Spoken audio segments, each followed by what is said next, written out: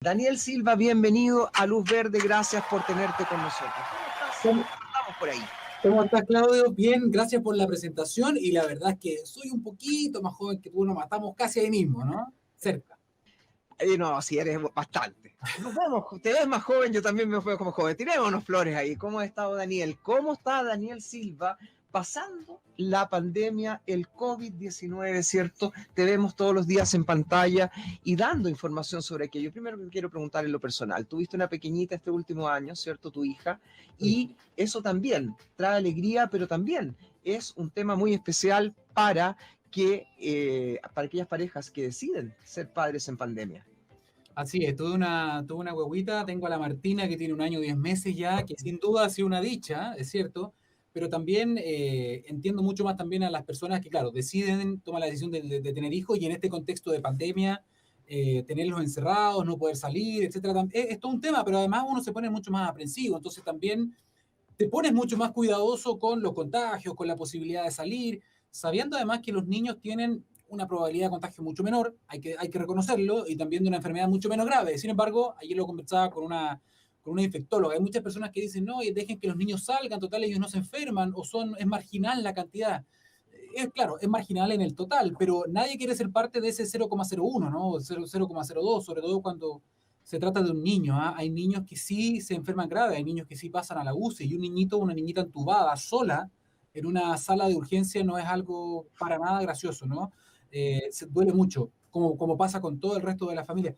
¿Puedo hacer un comentario, Claudio Mardones? Lo que pasa es que estoy muy sorprendido porque acabo de tuitear algo que no tiene nada de científico, no tiene nada de grave, todo lo contrario, me están repartiendo sopaipilla, entonces yo pongo algo así como en Twitter, las sopaipillas se comen con mantequilla o con miel, nunca con cosas saladas, entonces se generó una especie de comentario de peleándome, y adivina quién me comentó algo y yo estoy sorprendido, porque es una tocaya tuya, que tú conoces, me imagino, la recuerdas de nuestros años en TVN, que compartimos por ahí, ¿recuerdas? En la redacción, Claudia Andrea Montesinos. La Claudia Montesinos, créeme que el otro día, hace 2 semanas, me recordó Facebook un cumpleaños de ella, en esos tiempos de juventud.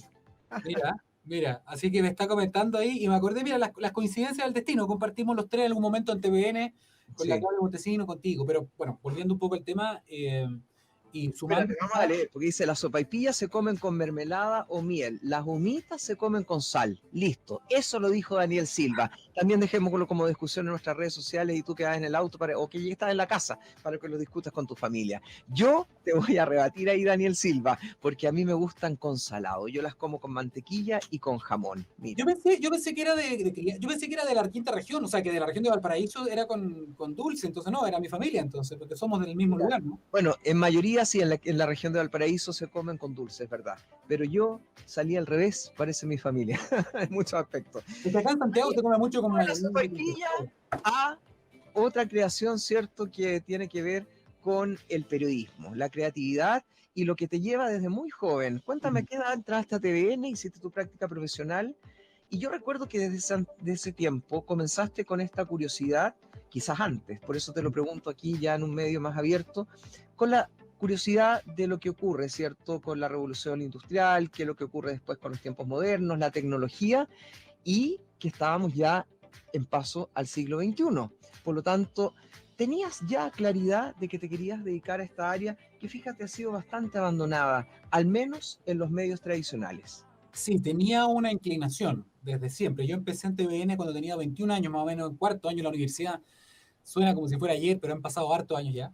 Y sí, llegué y hacíamos de todo. Tú sabes lo que significa ser un poco volante en Crónica, y teníamos que cubrir de todo, lo cual agradezco mucho además, porque te da un montón de herramientas, de contacto. Uno aprende a contar historias, que eso es lo fundamental en el periodismo, contar historias. Da lo mismo el área en la que tú te desempeñes, en la que te desempeñes, si sabes contar una historia, puedes hacer un buen periodismo en medios, ¿no? Y en ese sentido, cuando tuve la oportunidad, gracias a Canal 24 Horas que estaban haciendo, me pudieron dar la oportunidad. Juan Carlos Campos ahí. Exactamente, Juan Carlos Campos, varios más excelsos colegas, ¿no?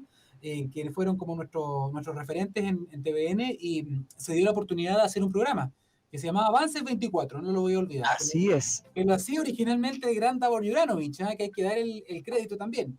Él se fue, él se fue a Europa a estudiar inglés y recuerdo que ahí quedó una vacante interesante para poder hacer ese programa en cable y siempre quise hacer eso. Entonces yo dije, vamos, yo lo quiero. Y me dieron la oportunidad muy joven, tenía 22 años, etcétera, y ahí pude comenzar a desarrollar este gusto por la robótica, por la astronomía, por los temas de cambio climático, que en ese tiempo en realidad era bastante tímido el acercamiento, ¿no?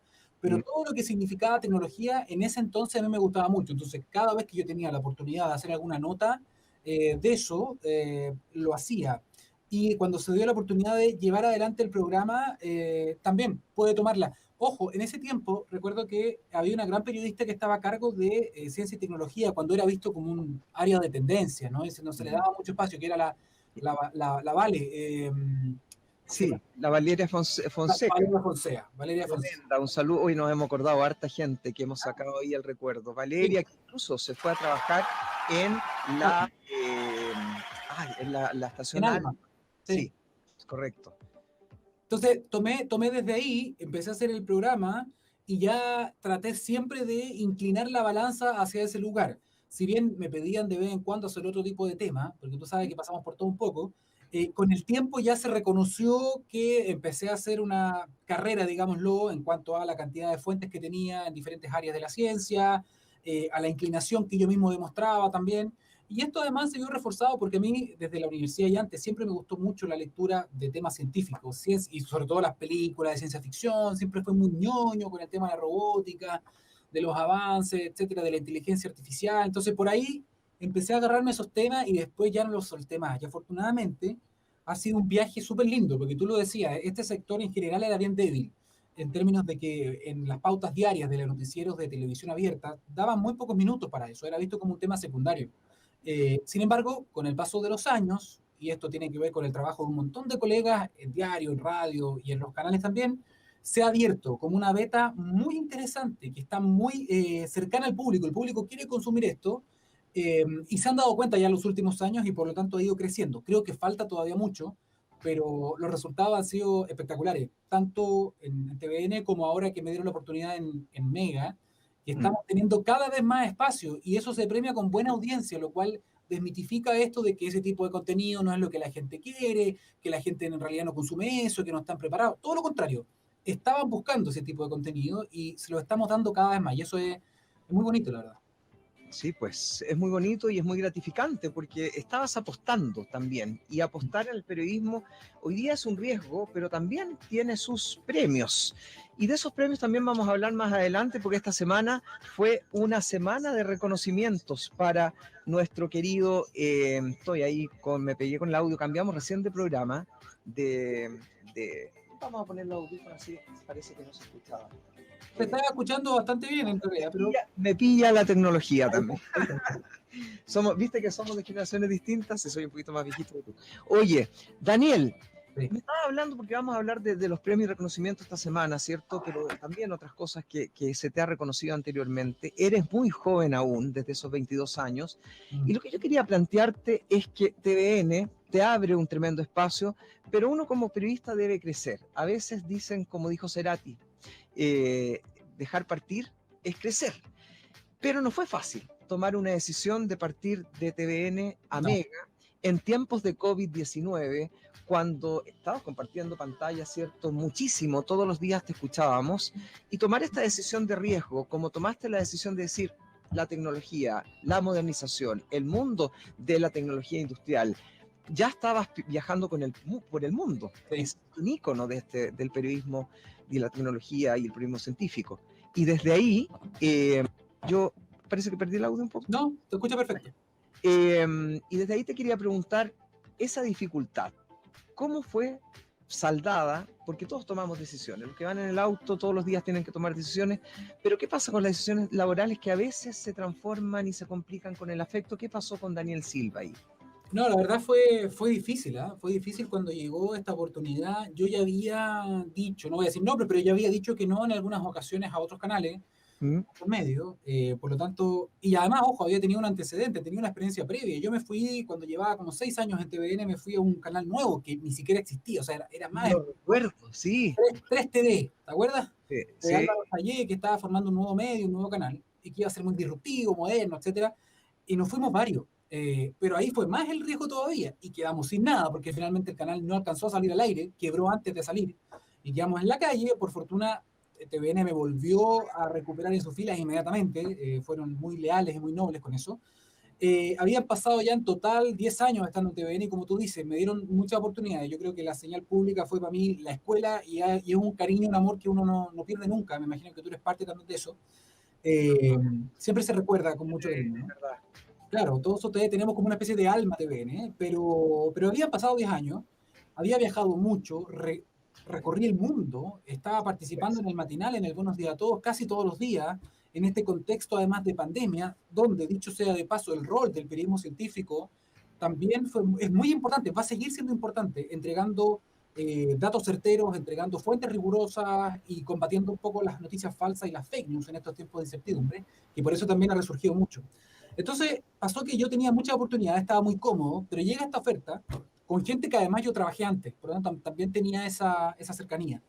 Y en algún momento dije, quiero un poquito ese vértigo, quiero explorar lo nuevo, quiero explorar, entre comillas, lo desconocido, porque básicamente es una pega similar, pero en otro lugar distinto. Quiero salir del área de confort, que es un cliché, pero efectivamente pasa. pero Eh, así es, sí. y me atreví, tomé la decisión, me despedí de toda mi gente, que sigue siendo mi gente. Llegué acá con algo de miedo, pero ¿sabes qué? La verdad es que ha sido una... Yo creo que con el tiempo, han pasado 6 7 meses, y miro hacia atrás y creo que ha sido una tremenda decisión, en términos personales, en términos laborales, en términos de perspectivas también, de crecimiento. Lo he pasado muy bien. Y además que siento que también en este canal hay una misión súper importante, porque no había una persona todavía, no quiero sonar tampoco grandilocuente ni soberbio, pero no había alguien que hiciera esto que yo puedo ofrecer en el fondo, que es como la mirada científica, con una muy buena base de científicos y científicas de Chile.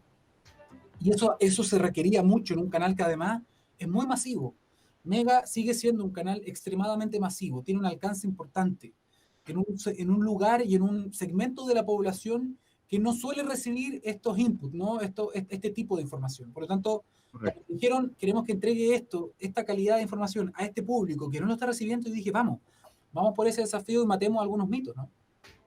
Así es, matando mitos que significan abandonar las comodidades. Ya abandonaste la región, ¿cierto? Para irte muy jovencito a Santiago, conquistarlo. Y desde ahí vas conquistando espacios en distintos medios, escribes para otro, has sido destacado, te han pedido también ahí hacer radio. Hay tantas cosas que tienen que ver con Daniel Silva. Hoy, ya con 30 y tantos años, ¿cierto? ¿Qué resumen podrías sacar de este camino, que vas un poquito más bajo de la media de este camino, pero ¿qué podrías dar como quizás a los nuevos periodistas? Hoy día cuando lo planteé en pauta de que venías tú, ¿cierto? Estaban todos muy contentos. Ahí parece que estamos recuperando bien la Comrex, ¿cierto? ¿Llega la señal bien a la radio? Que me informe ahí nuestro querido Robert Cavieres en la mesa central ahí. Bien, nos escuchamos bien. Daniel, tomas este desafío, ¿cómo te has sentido en Mega? Y desde ahí, quizás ejemplo, quizás consejo para aquellos que se están dedicando a las comunicaciones, pero también aquellos que les interesa el mundo de la ciencia, porque el mundo cambió hoy. Tu hija quizás va a tener otra mirada, no solamente por el padre que tiene, sino que porque el mundo va a estar más atento de la ciencia. Años que no teníamos incertidumbre también en la ciencia. Así que es importante aquello. Sí, sin duda. Respondiendo a la primera parte de la pregunta, yo creo que o sea, no creo, me ha tocado ir a muchas universidades de los últimos 3 4 años que me invitan a algunas clases de periodismo en diferentes partes de Chile, incluso en algunas regiones. Yo he logrado hablar con hartos colegas que están empezando, que son súper apasionados, y muchas veces preguntan, ¿vale la pena seguir este camino? ¿Vale la pena el periodismo? Porque también esta carrera, sobre todo en la parte formativa, muchas personas te van diciendo en el camino, oye, esa carrera está saturada, los periodistas se mueren de hambre, te lo dicen todo el tiempo, hay como una especie de campaña del terror que está tan de moda, ¿no? Hoy día. Y la verdad es que no, o sea, yo lo que siempre le digo a los chiquillos, a las chiquillas, en el fondo, los colegas jóvenes, ¿no? Que están en formación, siempre les digo lo mismo, si realmente tú llegaste a esta carrera porque es lo que quieres hacer, ¿Mm? no porque sea una carrera de descarte, no porque sea la carrera humanista más fácil o porque no tenga número, porque hay gente que llega a periodismo por eso, ojo. ¿Mm? Si tú llegaste al periodismo por elección, no porque no te quede otra, sino por elección. Y tú te encanta comunicar, te encanta hablar con personas, te encanta socializar, que para mí al menos son elementos que tenemos que tener sí o sí los periodistas. Te va a ir bien en esta carrera y esta carrera va a ser lo tuyo y vas a vivir feliz. Porque la plata, los viajes, todo ese tipo de cosas, yo siento que llegan. Cuando tú haces una buena pega porque te gusta y porque amas lo que haces, eso va a llegar, eso viene en el camino. Se lo puedo decir y se lo digo a todos. Yo tuve muchos compañeros, muchas personas que vi, porque también hice ayudantía, etcétera, que tú veías que a lo mejor, o pensabas, oye, no le va a ir muy bien porque le va mal en la universidad, o son menos por. Nada de eso. O sea, la carrera me demostró que estaba completamente equivocado, que tampoco era una lumbrera ni nada en la universidad, pero nos fue bastante bien y muchos de mis compañeros hoy día, o la gran mayoría, todos están trabajando y muchos están contentos. Claro, hay personas que lo pasan mal, no se puede hablar por todo el mundo, pero mi consejo al menos es que sigan optando por esta carrera. La comunicación sigue siendo importante. Creo que hoy día la comunicación es más importante que nunca, además, ¿no? Sobre todo que estamos en tiempos de COVID, la comunicación, la buena comunicación de riesgo, que tanta falta le hace también a algunas autoridades, algunas asesorías al respecto, es muy importante. El tema es que quizás los medios tradicionales ya no son la única opción. O sea, no es que quizás ya no la son, ¿no? Por lo tanto, muchos de los jóvenes que vienen hoy día vienen con un chip de comunicación o de comunicadores que ni siquiera se han dado cuenta que lo tienen. Yo me saco el sombrero muchas veces con la creatividad que tienen los niños, las niñas hoy día, con las redes sociales, con un montón de plataformas donde pueden generar su propio contenido, con efectos especiales, con su propio lenguaje, con canales de YouTube que a veces llegan a mucha gente. Lo importante de la formación hoy día periodística es que te da un rigor en términos de respetar a la audiencia, en términos de que lo que tú vas a contar tenga un correlato de la realidad, que tenga una certificación, que tenga una base que sustente todo esto, ¿no? Una fuente confiable o una fuente confiable.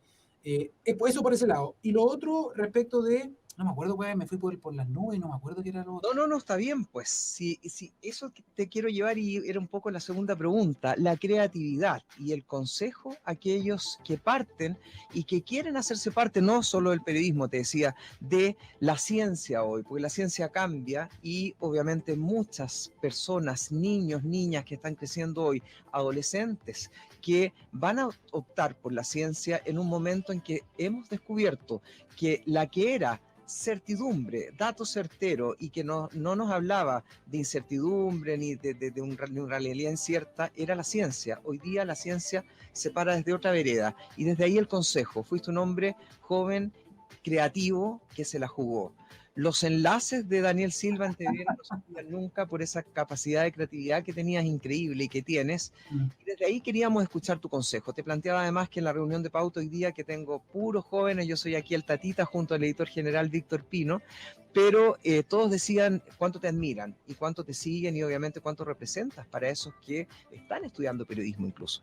Sí, mira, la recomendación en términos de la creatividad, por ejemplo, y de la forma, eso tiene que ver también con la pasión que uno le pone, porque al final yo empecé a disfrutar mucho más el periodismo cuando logré integrar esas herramientas en mi trabajo del día a día, cosa que antes no existía, era todo mucho más estricto, mucho más estrecho.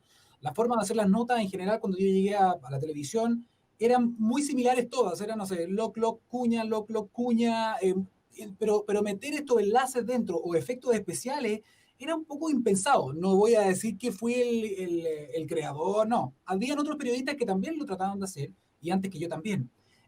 Pero yo saqué mucha de esa inspiración, por ejemplo, que tiene que ver también con mi personalidad. Yo soy muy bueno para las tallas, para las bromas, etcétera. Entonces, yo trataba de llevar eso también a la pantalla, generar un impacto emocional. Las notas muchas veces apelan, no muchas veces, siempre apelan a las emociones. Si me entra ahí, si yo logro abrir los poros de las personas a través de una emoción, ya sea sorpresa, risas, carcajada, enojo, ira, luego yo voy con la información de fondo. Si yo voy solamente con pura información, va a entrar por una oreja y va a salir por la otra, ¿no? Y eso lo dice la neurociencia. Así es como funciona nuestro cerebro. Si yo te saco de tu área, si te sorprendo, ¡pum!, logro tu atención. Y eso hoy día es muy clave, sobre todo con los jóvenes, ¿no? Por lo tanto, yo traje herramientas que veía, y esto es un consejo, todo sirve para comunicar. Lo que yo veo en las películas, lo que yo veo en los comerciales, ojo con eso, con la publicidad, lo que yo veo en la ciencia ficción, lo que yo veo en los monitos animados, lo que yo veo en la animación japonesa. ¿Sí? Hay un montón de recursos, y ahora súmale todo lo que tiene YouTube también, hay un montón de recursos que uno puede utilizar para contar una nota, para narrar algo de manera distinta, de manera divertida, de manera didáctica, porque recuerden además que uno está compitiendo con el de al lado. O sea, ¿cómo voy a contar yo la historia que sea distinto a cómo la va a contar cualquier persona en otro canal, por ejemplo, o en otro medio. Y eso va haciendo una pequeña diferencia. Y con el tiempo ya a mí me dieron de alguna forma rienda suelta en TVN, y yo podía inventar y crear gracias a un tremendo equipo de diseñadores también, ojo, Mm. no solo, De para, gráfica, sí, ahí. para nada, y también con muy buenos realizadores, que también tenían ideas, fuimos complementándonos y al final era muy divertido salir, porque en el fondo yo iba como con la capacidad creativa, como casi como un director de cine, entonces yo siempre llegaba al canal y decía, ya, tengo esta nota, ¿qué hacemos hoy día? ¿Qué vamos a hacer hoy día? Y mucha gente me escribía en redes sociales y me decía, oye, estaba esperando, ¿qué ibas a hacer hoy día? Entonces se va como retroalimentando todo esto y se vuelve algo súper entretenido. Siempre que uno tenga, insisto, el tiempo, la pasión, las ganas. Entonces así lo fuimos haciendo. Y respecto de la ciencia, más allá de los comunicadores, ahora para los niños y las niñas que nos ven, pasan cosas que son súper bonitas. Yo ayer o antes de ayer hice una nota respecto de un nuevo fósil descubierto en China, de un nuevo pariente nuestro que se le llamó Homo longi o hombre dragón, ¿no? Que se descubrió en China, del género Homo, puede haber sido un pariente nuestro. Y lo más divertido es que entrevisté, y esto es clave, siempre trato de entrevistar hombres y mujeres, no solamente científicos, también científicas y de regiones, etc. Y justo me tocó conocer, por fortuna, a una, era paleoantropóloga y primatóloga, o sea, más caperuza imposible. Podría ser. Joven Una de la palabra, Universidad, caperuza. ¿Ya? caperuza, completamente caperuza, joven de la Universidad de Chile. Ella me da una entrevista, pongo un pequeño extracto, una cuña, ¿no? En la nota, y al día siguiente ella me escribe muy feliz porque me dice, Daniel, más allá de los papers y todo eso, sabes que después de la nota me ha escrito mucha gente y entre ellos me dijo una niña de tan solo 8 años que quiere hacer un Zoom conmigo para entender más qué es esto de la antropología. Entonces, esas pequeñas cosas que uno a veces no se da cuenta, porque antes no existían las redes sociales con ese feedback inmediato, a veces el elegir un buen tema, el contarlo de una manera interesante, el llamar la atención de los papás, de los hijos, puede lograr despertar ese chip de un montón de niños y niñas, de jóvenes, a lo mejor que están viendo la tele y dicen, oye, yo no sabía que en Chile existía esta disciplina, yo no sabía que existía esta tecnología o esta rama de la ciencia, me gustaría investigar, me gustaría ir más allá. Cuando me cuentan ese tipo de cosas, yo digo, misión cumplida, un poco, ¿no? Despertar eso en los niños, ¿no? Porque la ciencia sabemos es el futuro. No hay futuro, no hay sustentabilidad, no hay sostenibilidad si no es a través de la ciencia.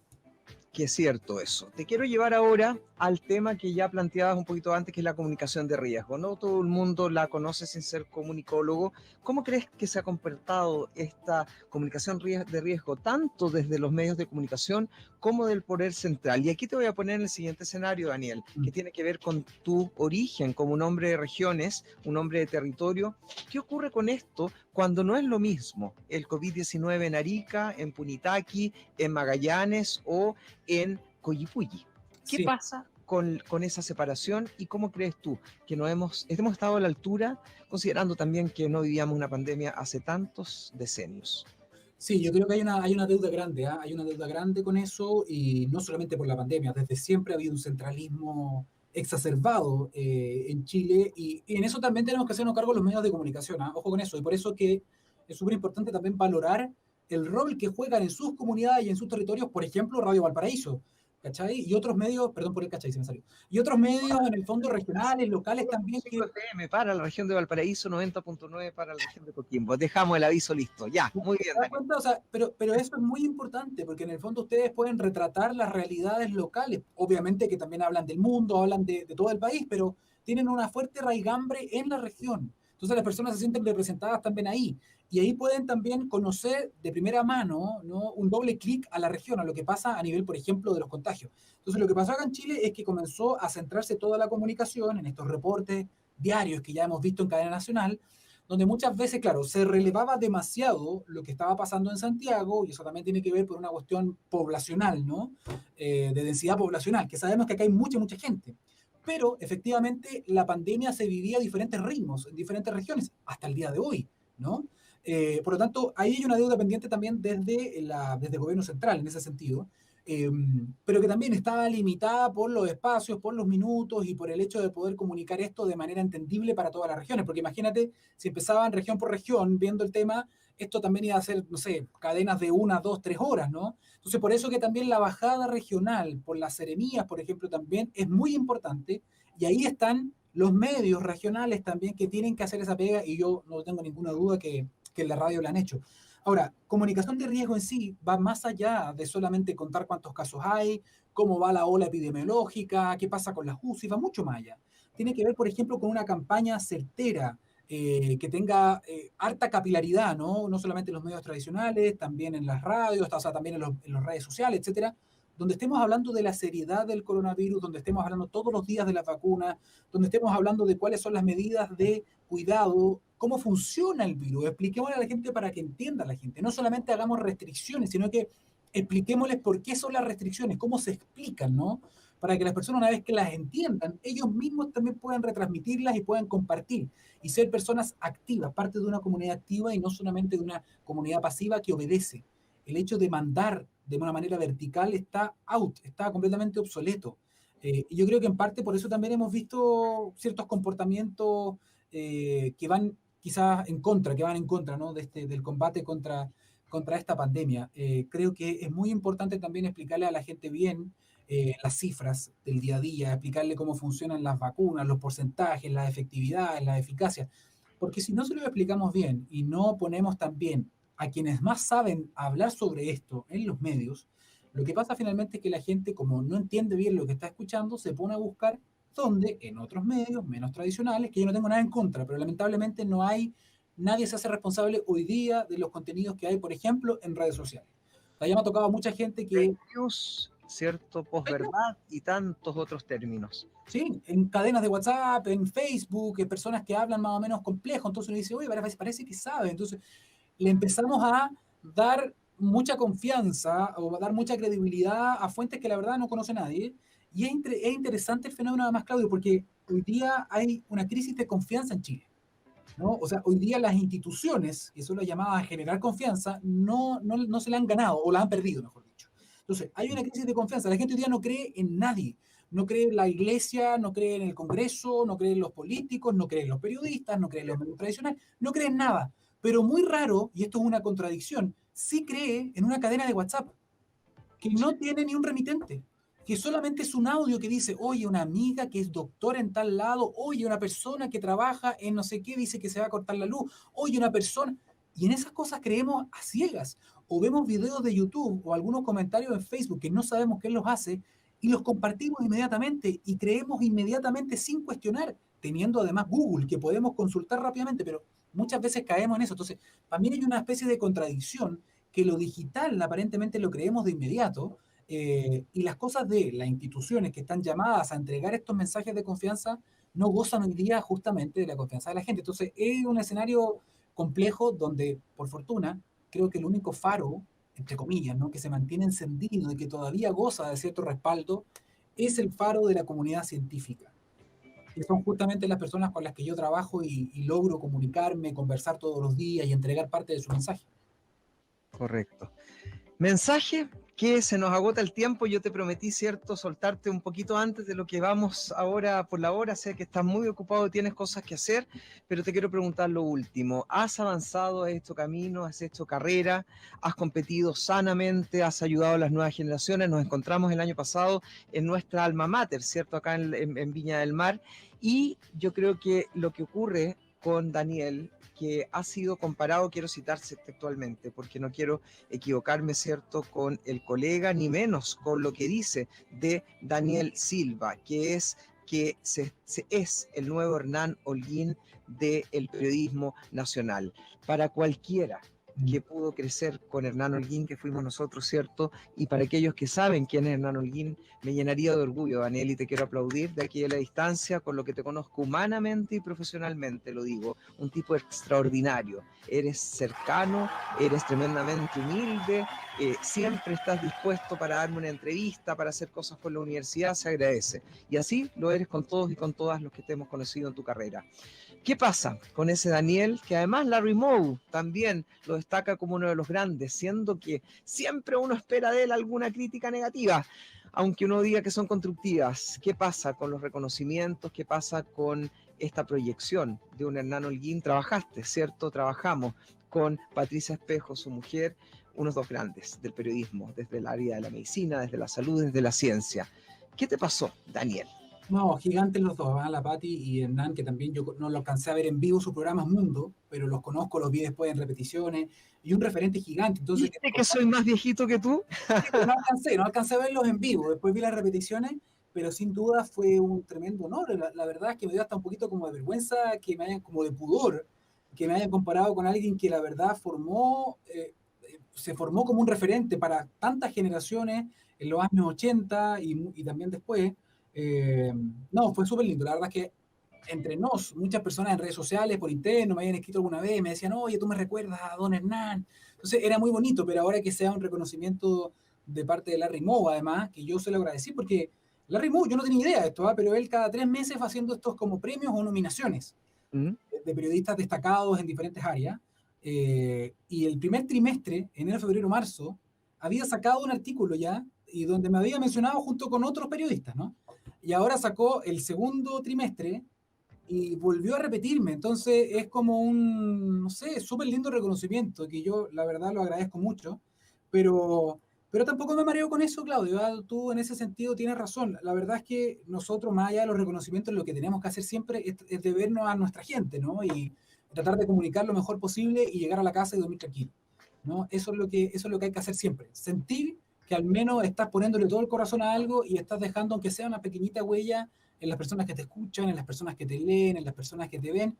Y si eso se logra, feliz. Y si en el camino uno logra conocer otras partes del mundo, logras conocer gente súper valiosa, súper linda, y además te ganas algunos reconocimientos, ideal, o sea, feliz por eso y súper reconocido. Pero insisto, no hay que perderse porque estas son cuestiones del momento y a veces cuando uno se despega de la tierra, el porrazo después es rotundo y es contundente. Y además, que mucha gente lo sabe, en algún momento uno puede estar ahí subiendo y después, por diferentes circunstancias de la vida, uno puede caer, ¿no? Por cuestiones de salud, por cuestiones de que te cometiste un error a lo mejor en alguna nota, perdiste credibilidad o tienes un problema familiar.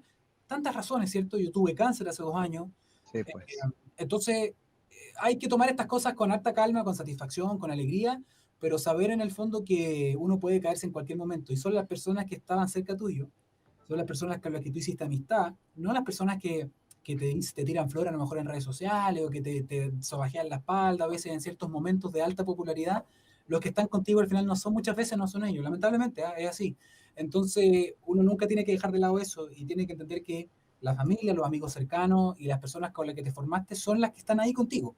Entonces, nada, yo lo recibo con harto cariño, con harta satisfacción y al mismo tiempo preocupado porque también esto se da, y yo tengo que ser honesto, gran parte de mi salto a mayor conocimiento quizá, que tampoco me creo un gallo conocido, pero he logrado un poquito más de renombre quizá en ciertos lugares o ámbitos, también de la mano de una pandemia que es terrible. Es decir, fue a raíz del contexto sanitario, fue a raíz del COVID, de la pandemia de COVID-19, que el periodismo científico también volvió a salir un poco más. O sea, fue gracias a eso que en TVN me dieron una sección en el noticiero en el Prime, ¿cierto? Y fue gracias a esa sección que me llamaron de acá para hacer lo mismo, y que era una vez a la semana y ahora son 5 veces a la semana. Entonces yo soy un agradecido de las oportunidades, pero también entiendo que esto se da en un contexto de pandemia. Entonces, ojalá que una vez que esto pase, y que ojalá que pase lo antes posible, porque ya hay algunas novedades también respecto de terceras dosis de vacuna, ojo con eso, ¿Mm? pero ojalá que una vez que esto pase, haya llegado esta beta para quedarse y se siga explotando, no solamente en este canal, sino que en las radios, en todos los canales, en todos los medios, y se le dé mucho más espacio a la ciencia, a la comunicación científica.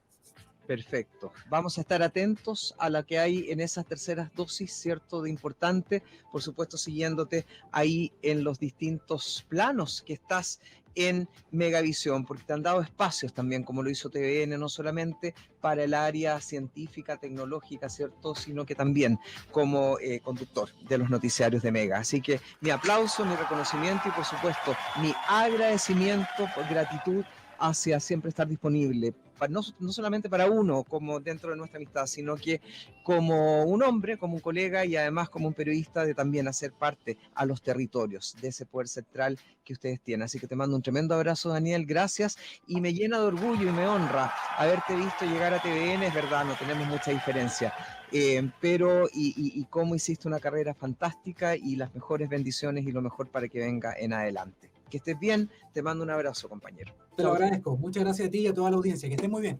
Chao, chao. Gracias.